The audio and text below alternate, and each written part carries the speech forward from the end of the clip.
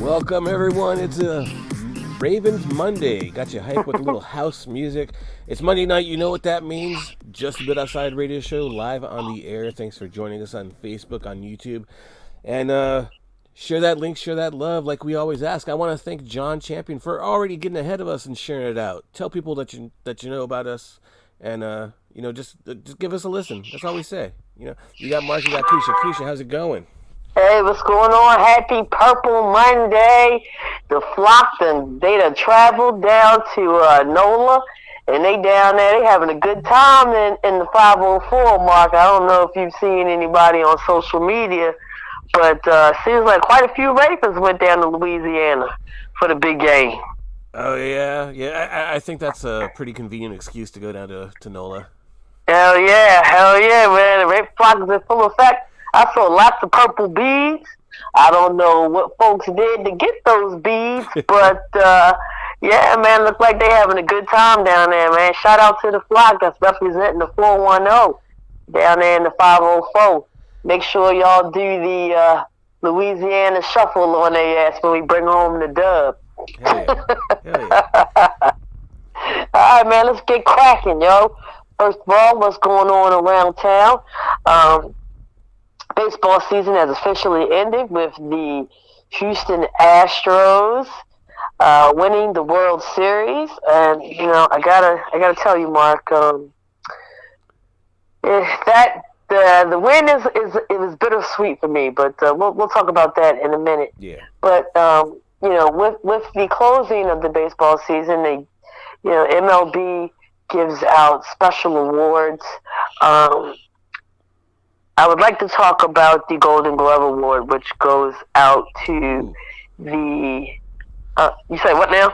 I said, oh yeah. Ooh. Yeah. This hometown shit we talking about here. Oh yeah. So the Golden Glove Award is a huge honor given out to some of the best infielders,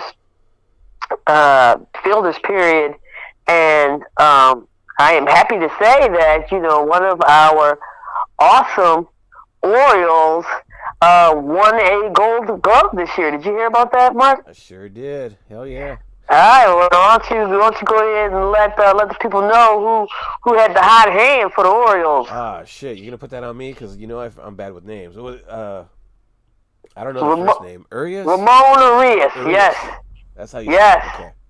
Yes. They announced the Gold Glove winners last Tuesday, and he joined an elite club for the Orioles, becoming the only third third baseman to win the Gold Glove Award. The last Oriole actually to win the Gold Glove was who? I bet you could take a real easy guess at who that was. Actually, I heard it on the radio the other day. Manny. Yes. 7 years ago, Manny Machado, and then 7. Yeah, I know. Isn't that crazy? Yeah. Isn't it crazy? Like I said the same thing when I read that. I said to myself, 7. Manny Machado has been in the league he's an old man now. Well, when the Padres were in the playoffs, they were talking about like how he's like the locker room leader now and shit. And you're like, what? He was a rookie like 5 years ago, right? Right, he's still a baby. But yeah, man, yeah. So Manny Machado, and before that, we had the great Brooks Robinson, who I believe was like he was a 16-time Gold Glove winner while he was with the Orioles. Right, to let you know how freaking hot that glove was, man. But big shout out to 28-year-old Ramon Urias. And that was a good way to kind of close out the season, especially when the Orioles kind of fell a little short of making that wild card game. Yeah, I mean, the season was way above expectations, I think, for a lot of people. We were like the last team out of the wild card. Earlier, they announced like the teams with the best odds in the MLB draft lottery, and it was kind of shocking not to see the Orioles up there, Yeah. But yeah. But one of the great things about the Orioles is that we've always had a pretty awesome infield. Just like with the Ravens, we've been able to hang our hat on some pretty solid defense through the years. And crazy thing about Urias winning this Gold Glove this year is that prior to this season, he'd only played 10 games at third base. He only had 10 career big league games at the position.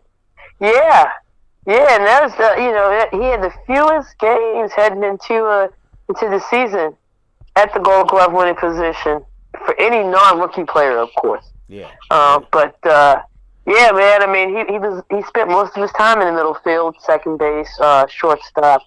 But I mean, who would have thought? I guess somebody saw something in him to stick him on the hot corner, man, and things really worked out. Yeah, for sure. Hell yeah.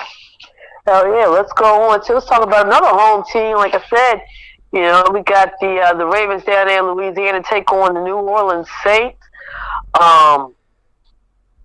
You know what? Huh.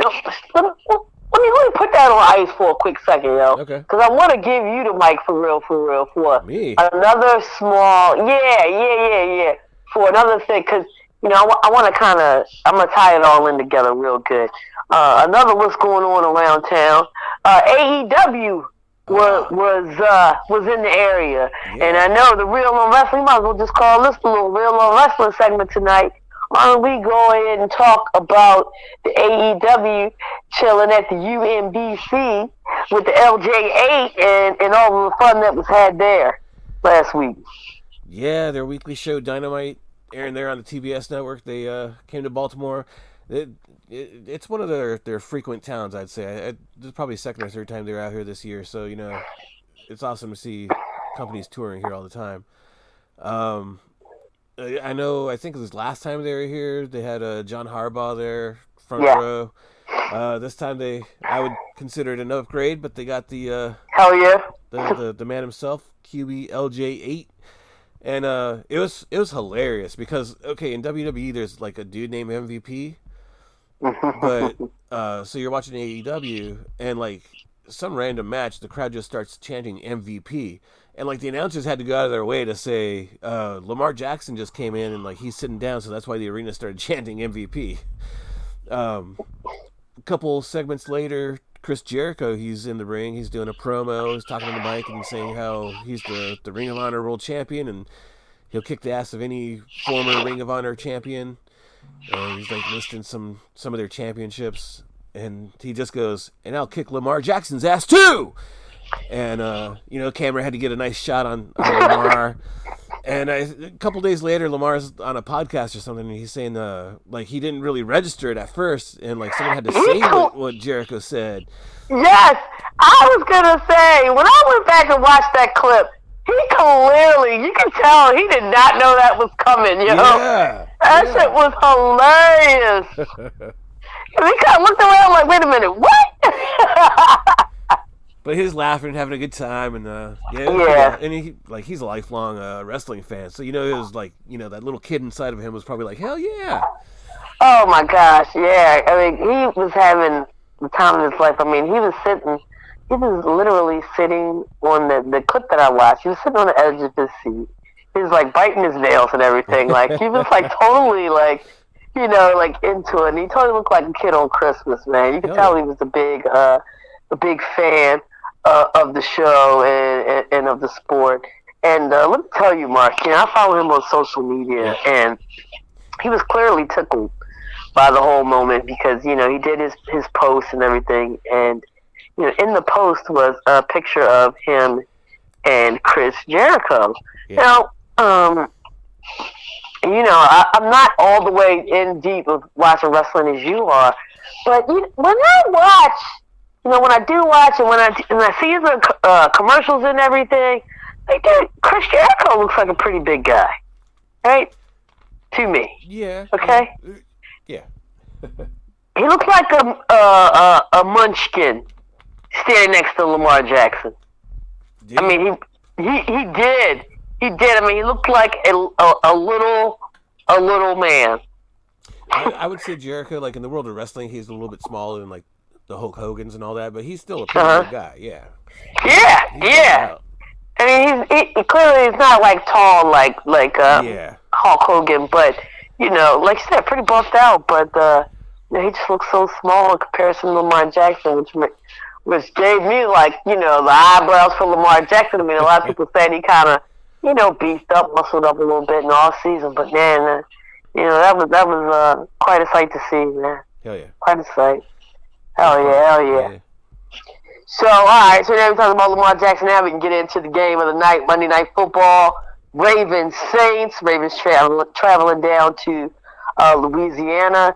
You guys, we got two pretty banged up teams tonight, right? Yeah. I'd say the Ravens are sitting probably a little bit better than they were last year, but every team's banged up right now. Yeah. I mean, some pretty notable inactives tonight for the Ravens. Big Gus Edwards. Yep. Big Mark Andrews. I mean, that's 60% of the offense right there. Guard Big Cleveland. Josh Bynes. Couple other linebackers. JK's on IR. So. Yeah. So, where are we going to get tonight's offense? Looks like it's going to be a likely night. Are we going to have some likely sightings tonight? What do you think, Mark? I don't know. If Likely's playing like he did last game, man, I'm all for it. Yeah. I'm thinking that it's going to be a Likely Jackson. That sounds like one person. A Likely Jackson kind of evening, and we'll do Likely through the air and Jackson on the ground.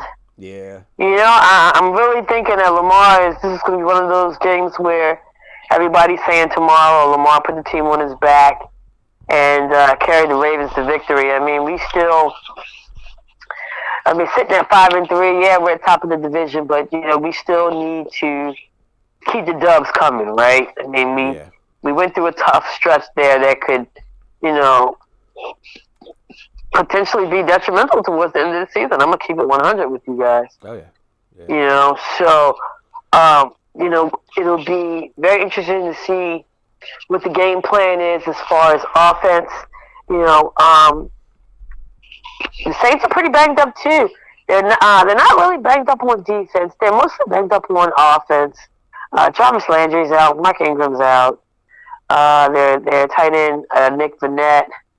Their guard Wyatt Davis is out. Marshawn Lattimore is out, cornerback. Yeah. So it'll be pretty interesting. Andy Dalton, the starter for the Saints, knows the Ravens pretty well. Right? Yeah. I'd say the coaches probably know more by now than the players, because a lot of players have rotated out. But yeah, Dalton's very familiar to our organization. Yeah. So Alvin Kamara is still a go, as far as I understand. I'm pretty sure they will be trying to filter the offense through him in the run game. What do you think about tonight? I mean, how do you like our chances? Ravens started out, I believe, 2 3-point favorite. Yeah. Since then, the line has dropped down a little bit. How you feel about tonight? What's the line now? It dropped from 2? Yeah, I think it's like 1.5 now, Bob. Damn. Yeah. Did you hear that Lamar's going to have a new target on the field? Who? Oh, no, not a joke. But, they signed him, seems like a month ago now, but finally promoting Deshaun Jackson up from the practice squad. My goodness gracious.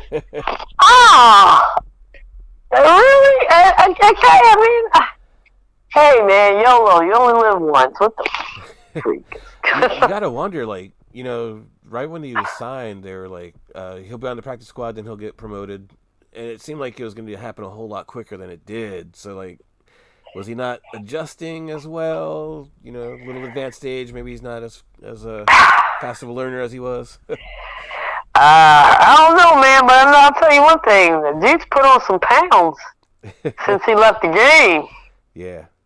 Talking about beefing up. Somebody was beefing up for sure. And then, we got another, we picked up another good pickup, the deadline. let's talk about the man, Roquan. I mean, everybody's excited about that, right? Yeah, I mean, leading tackle in the NFL or no? Yeah, he is. Yeah. That's massive, and for all the minds that the Ravens are a defensive team, they've been offensive now for a while under Flacco. Yeah. I guess even under Flacco, but under Lamar.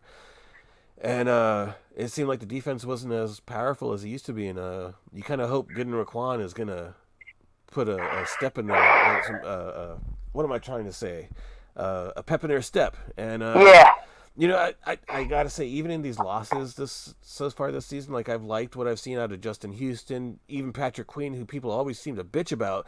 Right? I don't understand that. What's the beef with that, though? I really don't get it. I don't know, but he was all over the field a couple games ago. And yeah. So you throw Raekwon in the mix, and I think the defense is going to probably steal the show for quite a while to come. Yeah. First come through the night, good. I mean, big pickup for the Ravens, man. We've been crying the blues about the second half defense of the Ravens, and this should definitely provide the boost that not only its coaching staff looking for, but us fans as well. Yeah. And we always say, no matter what sport it is, the teams that want to make that playoff push or want to go deep in the playoffs always makes the moves by the deadlines, right? And excuse me, this is pretty big for the Ravens. Very pleased to hear about that pickup. There have been some other moves around the league. I just want to talk about a few, if you don't mind, Mark. I feel like the acquisition of Nyheim Hines for the Buffalo Bills, I think that's big, but that was huge. Yeah. Now they're not as one-dimensional as I thought they were. And other people might disagree, but I felt like they were, outside of Josh Allen's, running ability, they were a pretty one-dimensional team. Yeah. Nyheim Hines will definitely help them out on the ground, and also is pretty decent with the catch and run game as well. So big come through for the Bills, who was already, for crying out loud, you're already sitting at the top of the AFC pretty much. Could you get any better? So well done for them. Were there any other trade deadline pickups that jumped out at you, Mark, or anything that you were really happy to see? Nothing I can think of. I know there are some that I was like, oh, wow, that's big. But, I don't know. It's like a week removed and I forget everything. Yeah, there's been some Odell Beckham Jr. talks going around. Yeah, I heard he might actually reunite with the Giants. Yeah, that sounds like a fucking mistake. Sounds like a big mistake, but yeah, I've heard that. I've heard that too. One thing that surprised me was, you mentioned teams that want to make the push for the playoffs, they'll buy some players. One thing that shocked me was the Bears, they got rid of O'Quan, and then they ended up trading for a wide receiver, I believe it was. It's why are you guys going to do that? Do you want to make the playoffs, or are you trying to tank yourselves? Because buying players isn't a good idea right now. Especially after getting rid of the number one tackler in the NFL. Right. Really surprising. Yeah. Really surprising. You know what? Shit. Mark, did we give scores for tonight? You want to give scores or winners? Yeah. Okay. I definitely think Ravens are going to walk away from New Orleans, much like they did the last Super Bowl they were in with the. Hell yeah, we own New Orleans, baby. Exactly. Just keep the power on.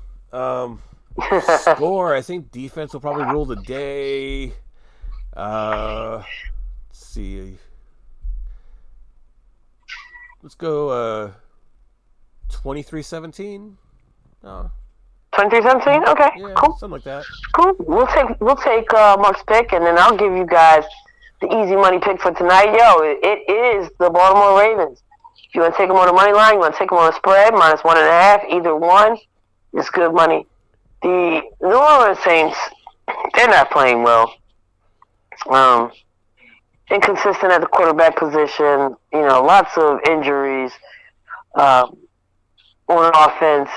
Not to mention that, the big guy that they were really banking on, Michael Thomas, I don't know what the hell's going on with his big toe, but it's pretty much keeping him off the field. Man, and, they're not in a complete free fall, but, they're definitely not where they want to be right now. And I believe that this could be a game that the Ravens, not only can they capitalize on, but to just build on with confidence. If they can get this win while they're kind of beat down right now. Yeah. As far as injuries are concerned, that would be good. It would be good to see Likely out there to get a couple catches. I mean, I'm going to go bold and say, maybe 6 or 7 catches tonight. That will also boost his confidence and, kind of put the league on notice. Like, hey, we do have another threat. He isn't just for the preseason.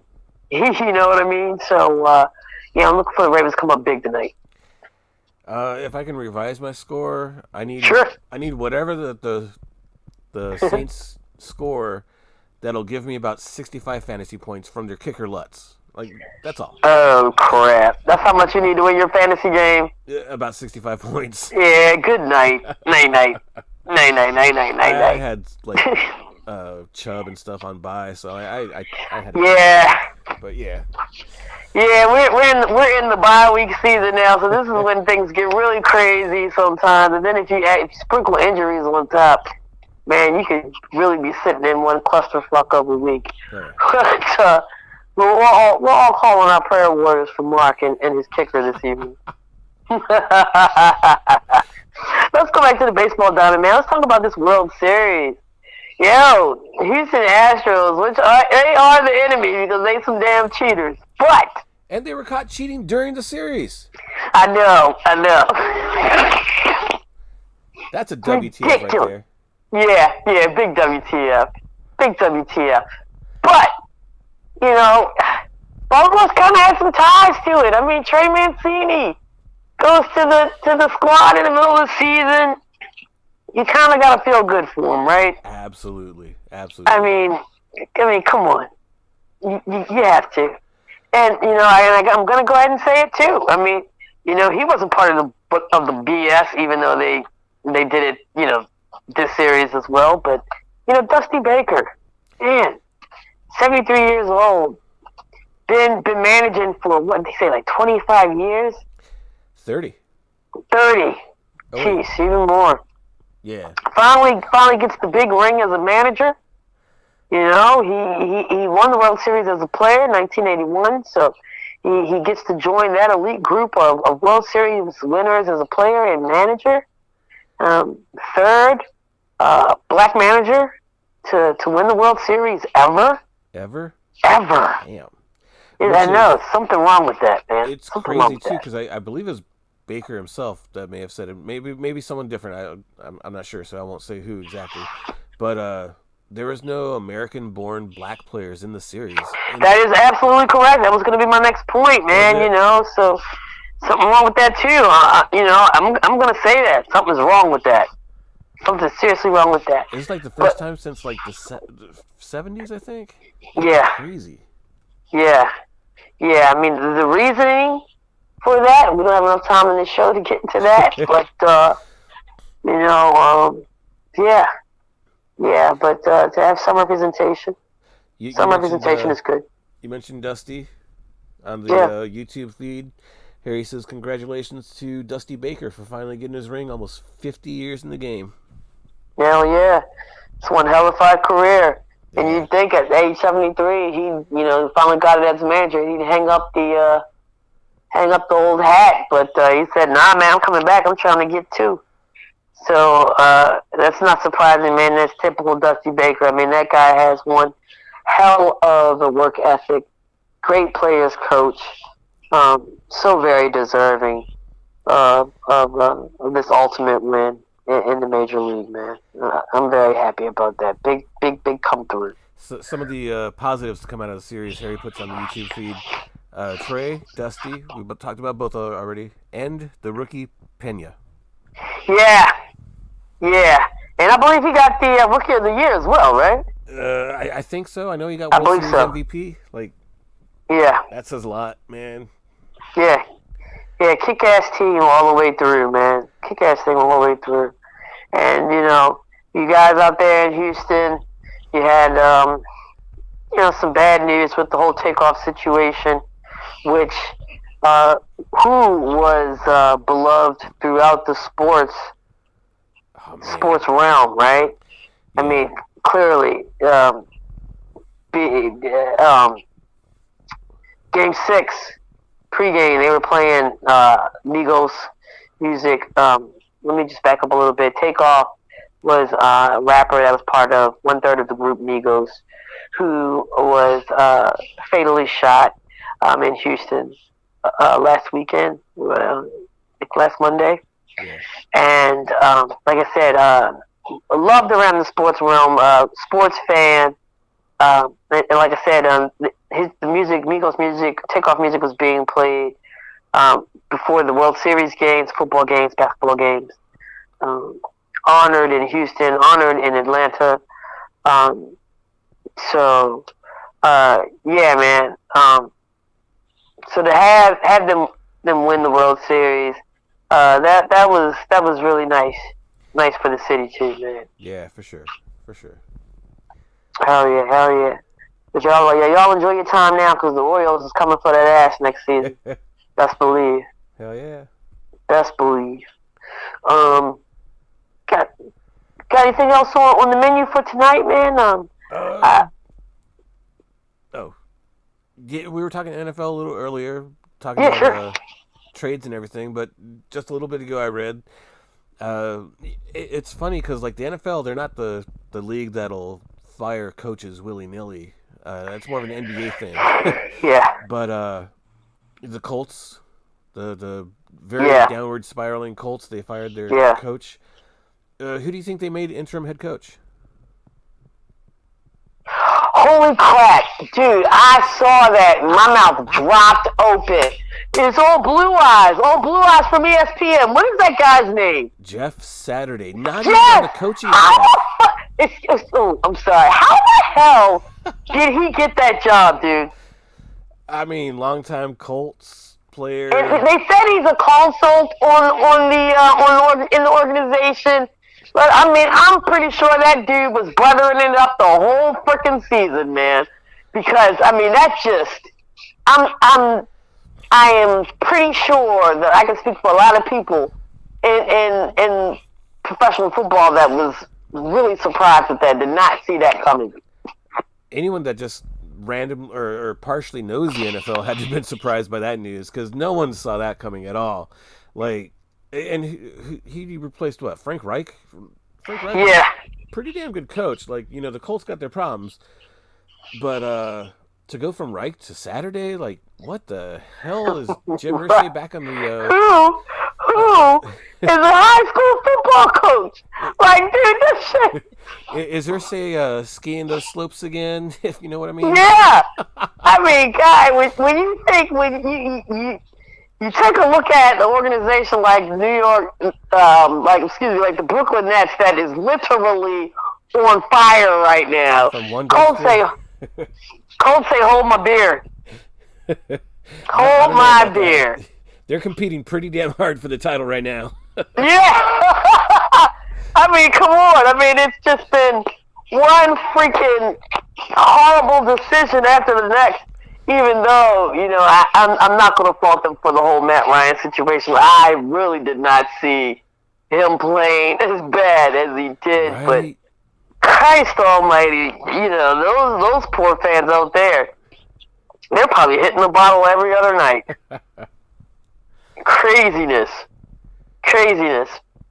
Let me just do one little feel good and one come through. And this is for women's sports. Mark, we spent a lot of time talking about Candace Parker. Yes. This year, and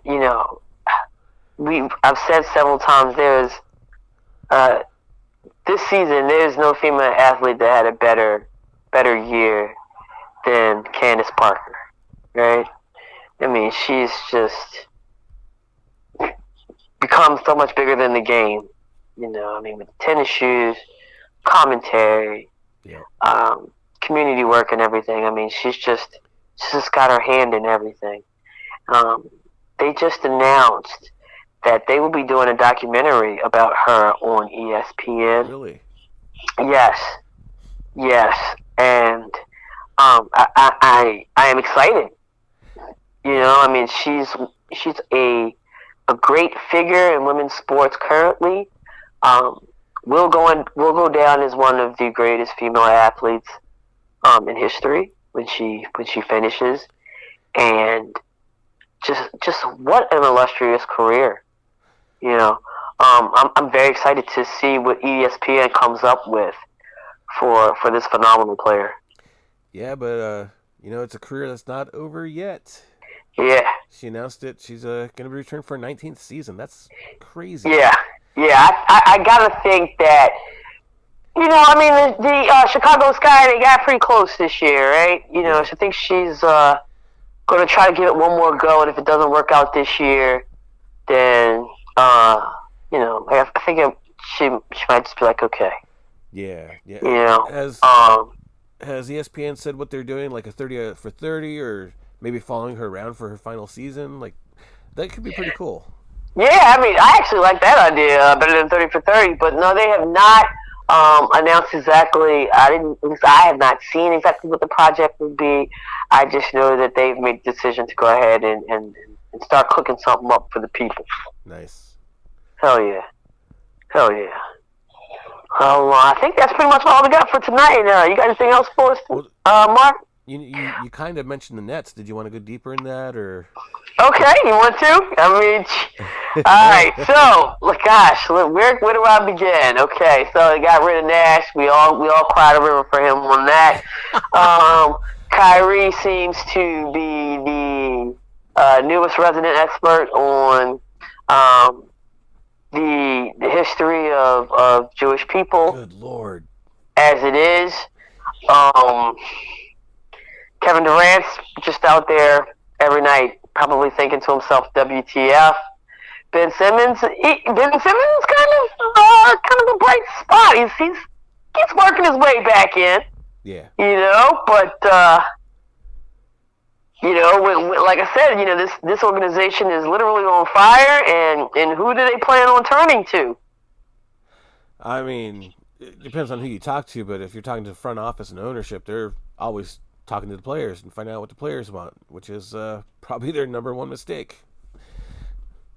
That's how they got Nash out. That's how Kyrie's popping off at the mouth. And yeah, I think it was Steve Kerr that said him and homie down in Miami, Spoelstra, like they couldn't have done any better than Nash. And it was hilarious seeing people on social media freak out. Kerr doesn't know anything, and Spoelstra could have done wonders, and Kerr never could. It's like, dude, he's not talking bad about Spoelstra. He's not talking bad about Nash. He's saying that the Nets front office is a huge dumpster fire that isn't going to do shit, and that's all. Yeah, well, you know, everybody's been talking about Ime Udoka, who's recently suspended by the Boston Celtics, coming in to take over the job, which, you know, he's probably the only person, right? Because I do not know one sane individual that would touch this team with a 10-foot pole right now. Yeah. To be completely honest with you. I mean, they are bad. Good on the Celtics, too. Like, they've said, like, they were never going to stop him from getting another job. Like, he's just suspended from their organization. So, but, of course, they want some sort of compensation out of the Nets now. So, we'll see what happens. Oh, sure. Well, and you know, Udoka is licking his chops, right? Oh, yeah. Because, holy crap, you're in the same freaking division.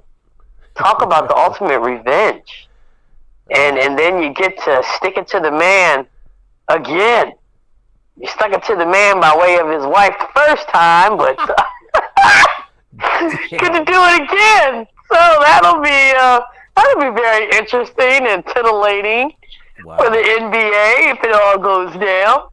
You know, I mean, what are you thinking? Maybe they should have those benches on like opposite sides of the court whenever they face each other, and have them holy crap each other as possible. Yeah. Hell yeah, man. Hell yeah. that would be.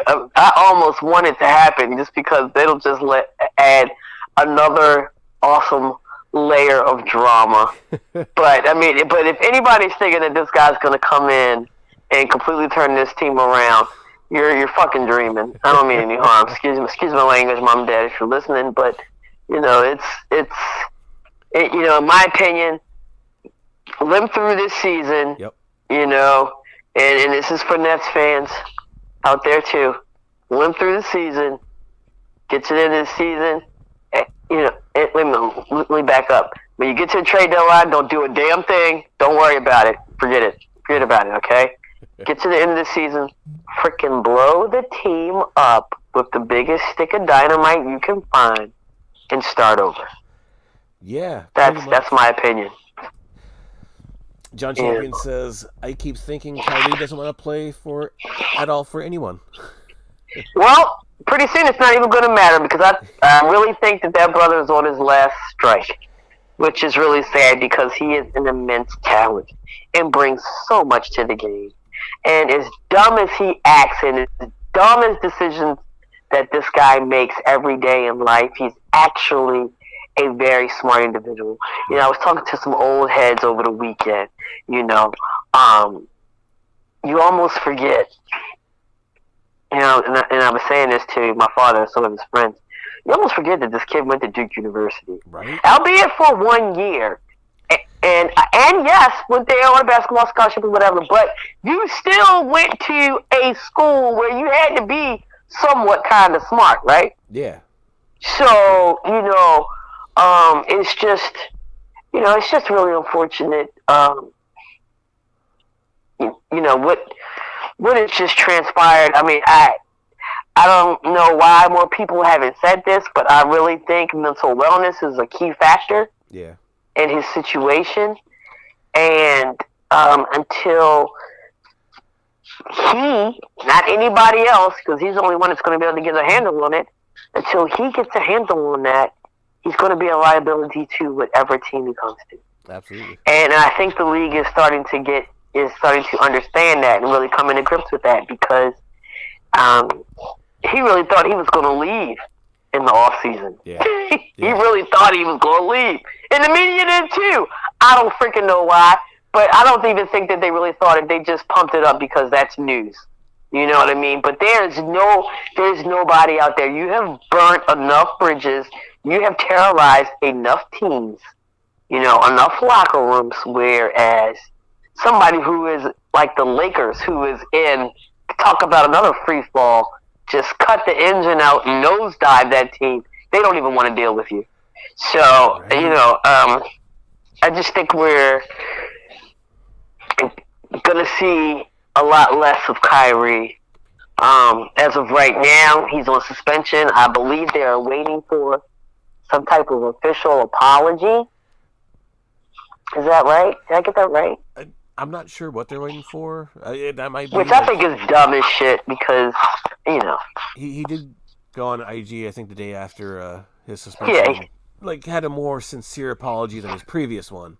Right. But who knows what exactly they're waiting for. Yeah. But I don't know if you caught it this last weekend, Saturday Night Live Weekend Update. They had some pretty good jokes on there. I'd say go out of your way to watch the Weekend Update just to see this. Oh, crap. Okay, yes, I'm going to have to do that. I will definitely have to do that. Thanks for the tip on that. Oh, yeah.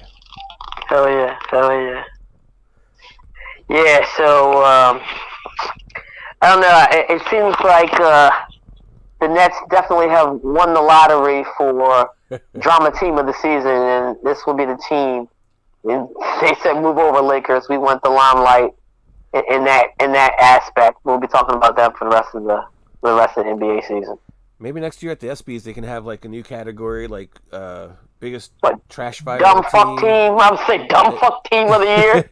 you got the Nets, you got the Colts, you got the Lakers. Yeah. That would actually be really freaking funny. That is something no one would strive to be. Trust me. Damn, Harry's saying there's like 6 actions he has to do before he can start playing with the Nets. Yeah, I mean it was a pretty serious list, and you know, who knows? Maybe this is the Nets saying, you know what? we're done with you. You didn't play like less than half the time. Yeah. Let's just take that L. We made a bad decision because it's a pretty extensive list, and knowing Kyrie, he's not gonna check all of those boxes. Oh, yeah. He's as defiant as ever. So, like I said, we'll call out we'll take some of Mark's prayer warriors and sprinkle a few out there for Kyrie as well. Yeah. All right, man. Look, we're gonna close this thing out. Got the Orioles. See where my heart is. Got the Ravens on deck tonight. Everybody down there in the 504, y'all be safe. Have a good time. Everybody in the 410, you know how we end this show. Baltimore spread love, yo. Thank y'all so much for tuning in tonight. We're still in trying times. So, as always, wash your hands, wash your ass. I'm Keisha. On the other end of this joint is my man, Mark. And we are just a bit outside. Y'all have a great week. Hey, vote tomorrow. Get off your ass and go to the polls. Come on. Let's do it. All right. Peace.